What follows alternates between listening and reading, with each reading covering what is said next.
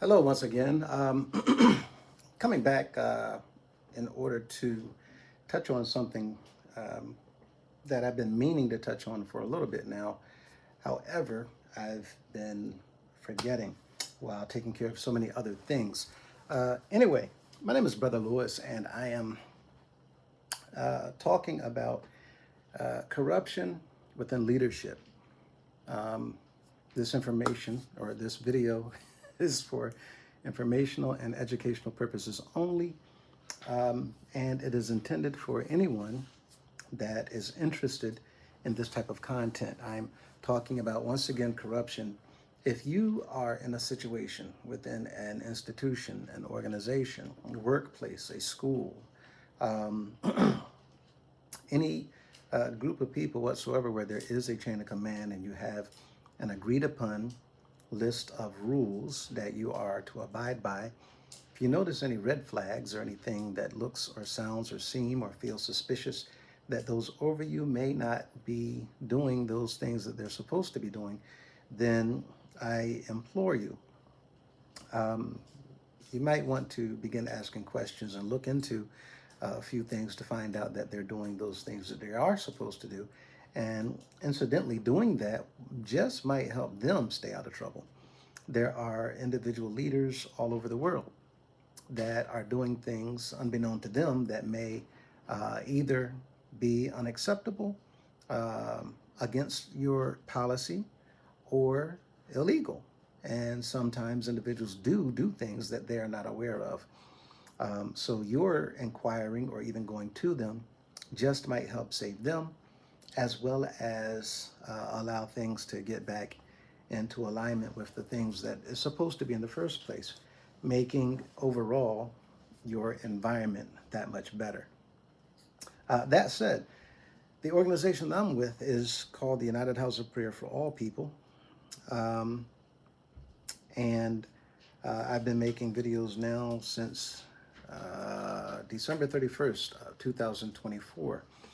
Um, at any rate, I'm coming tonight in order to touch on a subject, like I said, I've been wanting to talk about for quite some time now. However, before I do that, let me just say that there has been a remarkable response to the surveys thus far.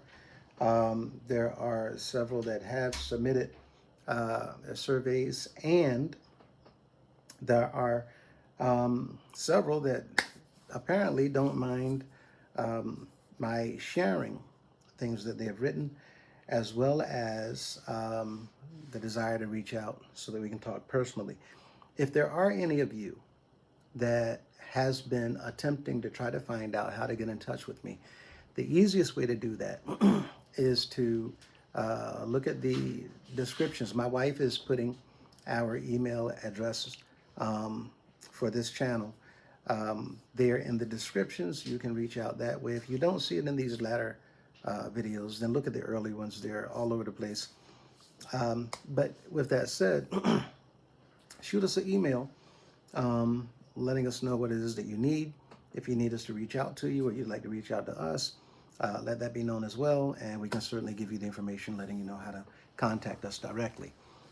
That said, we now know from several reports that there are some individuals letting us know that some houses have already had their house meetings.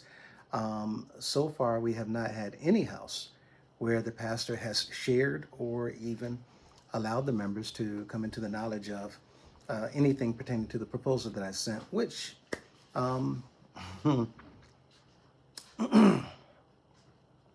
anyway, um, you're now able to print out the proposals for those of you who have not had your house meetings as of yet. Again, keep your ears to the ground and make sure that you know when they are so that you can get there and bring up the matters at hand. It is surprising that these houses have had their house meetings and the proposals have not come up. It is also concerning that pastors of these various houses has not talked about these issues, which really goes to show that they are completely supporting Mr. A.D. Cunningham, who we already know that they know is complicit with several of the councilmen and other individuals that have violated the laws, of which he is the biggest violator of our laws, being as though he is supposed to be acting in the capacity of the elected CEO, the bishop of our organization. Since I have sent in a list of violations against him for rules, laws, and procedures that he has either ignored or intentionally violated, and even attempted to do so behind closed doors without the knowledge of the people. Um, he is now acting in a manner that is completely negligent of any CEO or any employee for that matter. And that's what he is. He is an employee, an elected official of our organization. So I refer to him as Mr. A.D. Cunningham because he is not compliant with our rules and our laws and our procedures. As such, our law stipulates within our Constitution that he is to be brought forward and placed on trial uh, for cause so that he will have ample time and the opportunity to address these issues, to show his innocence while disputing these accusations. The problem is, I have shared with you all, the viewers, quite a bit of evidence to support my accusations against him. Our law actually says, let the accuser face the accused when it comes to a certain section of our Constitution. That said, I try to be as transparent as possible and show everything to you all so that there's nothing hidden when it comes to myself. That said, he's done quite a bit of traveling all over and has refused to not only comply with our procedures and our laws, but has outright gone rogue along with the rest of our leaders in the positions that they serve in. They're supposed to be serving the people. However, they have all opted to fall in line behind Mr. Cunningham and go forward while still violating the laws of our organization. That said, we have a few weeks remaining to where we are all gathering in Washington, D.C., that we may attend the one meeting per year that we have set up where the members are to come and talk about,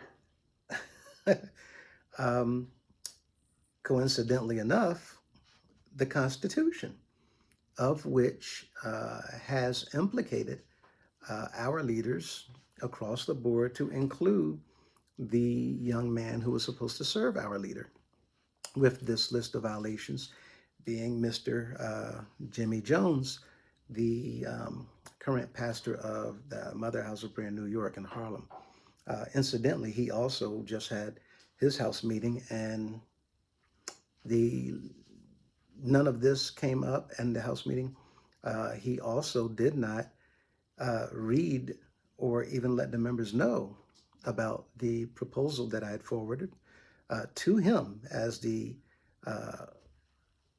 General Assembly Secretary. He also did not let the members know about the violations that I sent to him.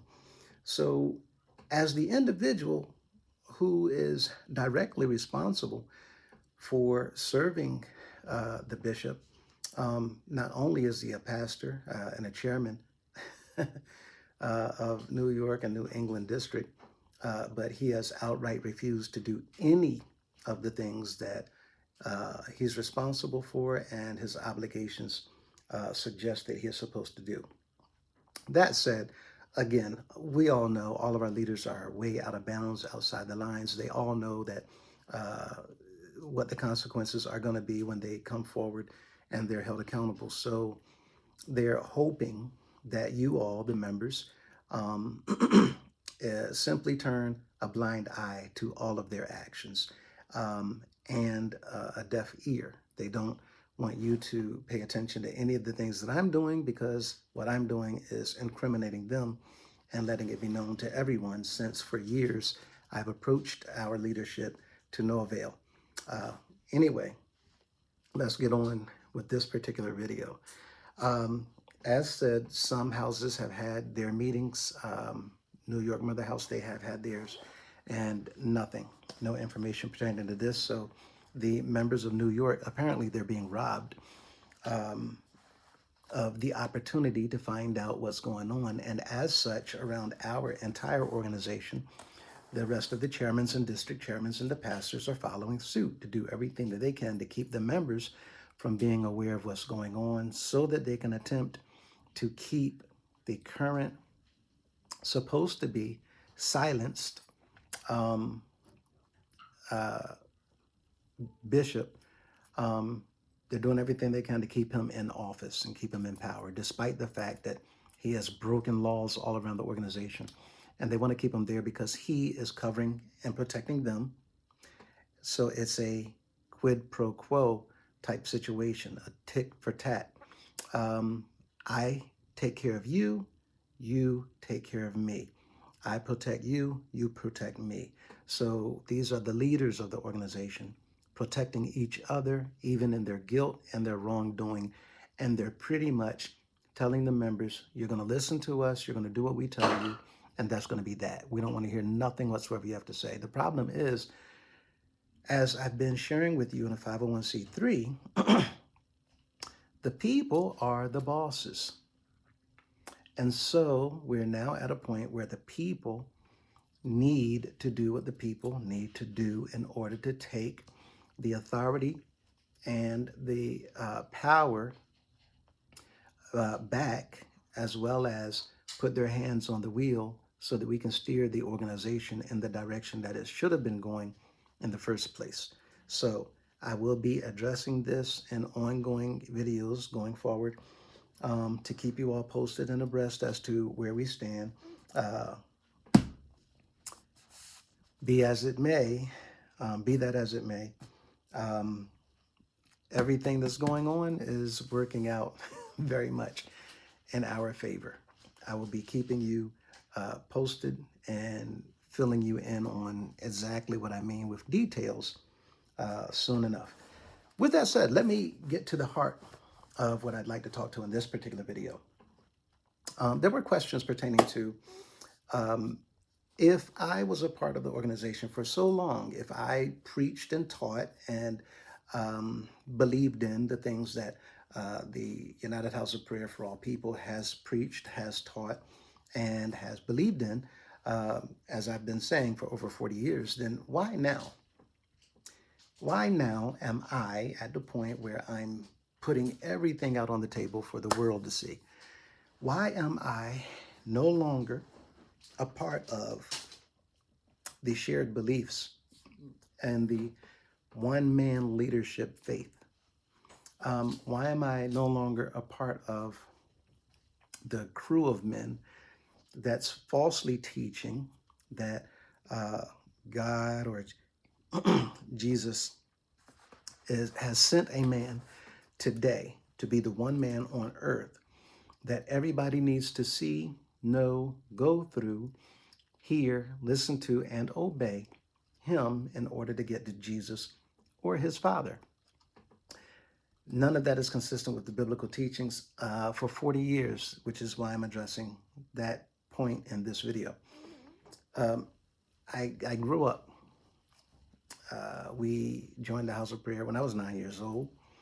And like many of you all, to have either been born in the organization or joined the organization at a young age and grew up, or came into the organization as an adolescent or a young adult, and for some of you as even an adult. The problem is, when it comes to teaching false doctrine or untruths, if you don't know otherwise, then you're going to accept what it is that you're being told, especially when you hear it over and over and over again. Whoever it is that you give your ear to, that's the individual that's going to have your attention. And if you, no matter what it is, are listening to anything whatsoever, good, bad, or indifferent, it's just a matter of time before you begin to believe all of those things. It doesn't matter what it is, it doesn't matter who it is that you're hearing it from. If you hear it enough and enough and enough, you are going to believe it.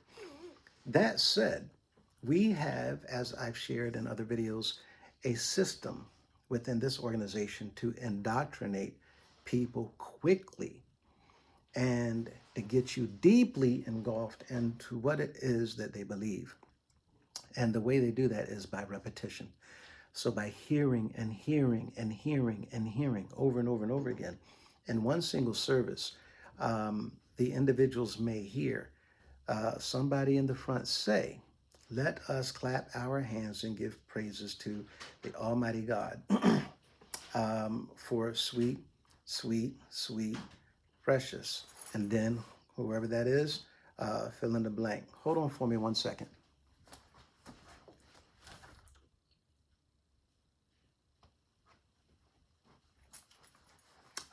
You may hear the leader being addressed constantly over and over and over again for the people to applaud again and again and again and again, every single service. One service, opening up the service, after the testimony service,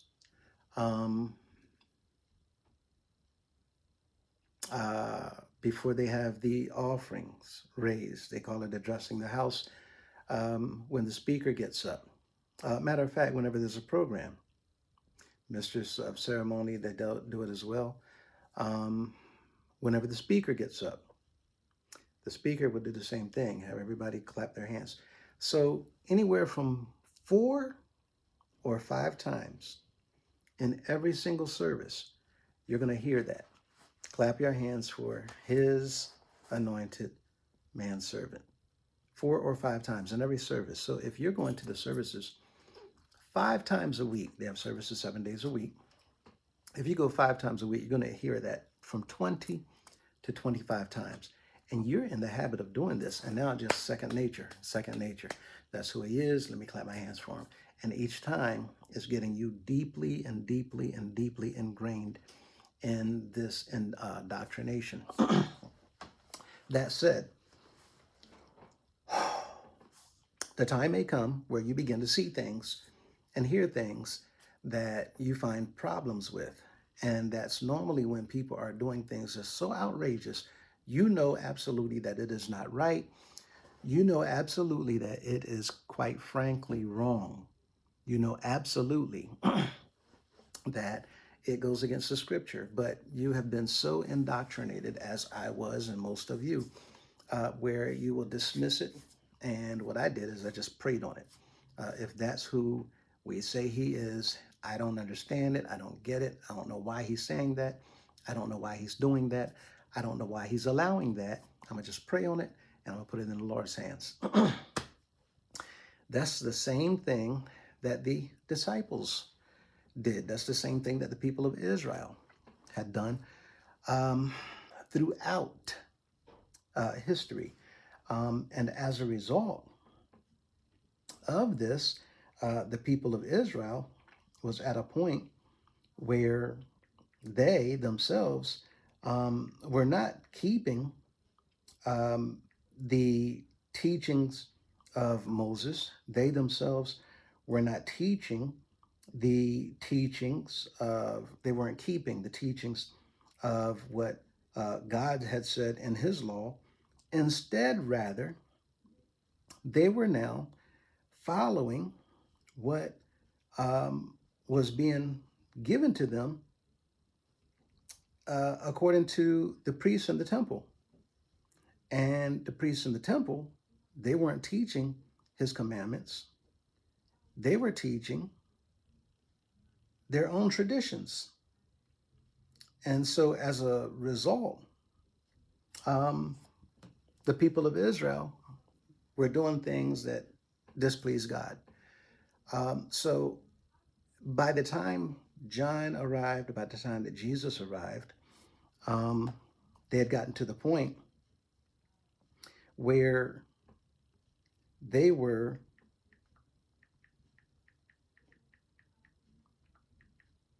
I'm sorry, I had to respond. They were at a point where they were um, no longer keeping what thus saith the Lord.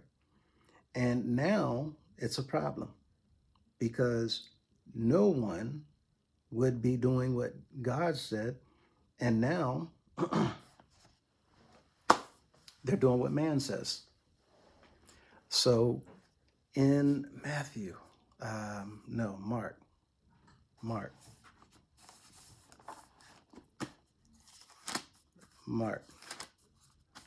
the 7th chapter of Mark.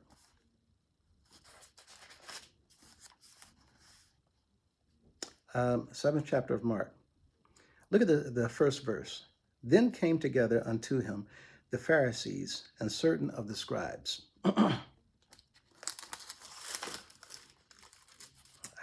My son.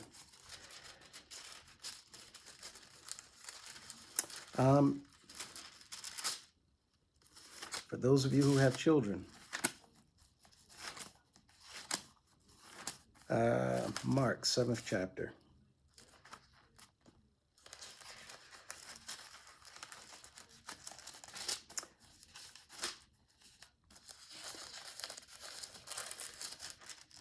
Then came together unto him the Pharisees and certain of the scribes, which came from Jerusalem. And when they saw some of his disciples eat bread with defiled, that is to say, with unwashen hands, they found fault. They saw them eating, and they had not washed their hands. The priests had a problem with that. Third verse, for the Pharisees and all the Jews, except they wash their hands often, eat not, holding the traditions of the elders. Not keeping the laws of God, not keeping the commandments of Moses. Washing hands is just following the tradition of the elders. And when they come from the market, except they wash, they eat not. And many other things there be, many other things, which they have received to hold, as the washing of cups, pots, bronzen vessels, tables. Then the Pharisees and scribes asked him, why walk not thy disciples according to the tradition of the elders, but eat bread with unwashen hands? This is the priests finding fault. Based on what? Not the law, not the law, not the commandments, not the doctrine, which the doctrine is based on the laws that he had given to Moses. But they were finding fault based on their traditions. He answered and said unto them, well hath Isaiah prophesied of you hypocrites, as it is written, this people honoreth me with their lips, but their heart is far from me. The leaders of the people. Finding fault. Not because they broke a commandment of God, not because they weren't keeping the law of Moses, simply because they weren't following their traditions. So they're finding fault, making them feel bad, looking down on them, frowning upon them, guilting them.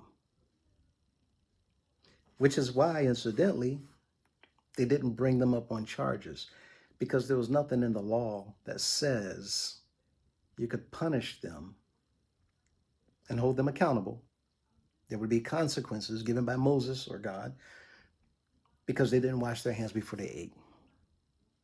They just found fault because they broke a tradition. He said, In the 7th verse, howbeit in vain do they worship me, teaching for doctrines the commandments of men. Let's go down to the 8th verse. For laying aside the commandment of God, you put his commandments to the side, but you hold the tradition of men, as the washing of pots and cups and many other such like things you do. Not what God said, but what men say. What men? The high priest, the chief priests, scribes, Pharisees, Sadducees, the leaders of the people who are supposed to be teaching the ways of God based on the laws of Moses, have gotten away from the doctrine and have replaced it with what they want and not what he wants.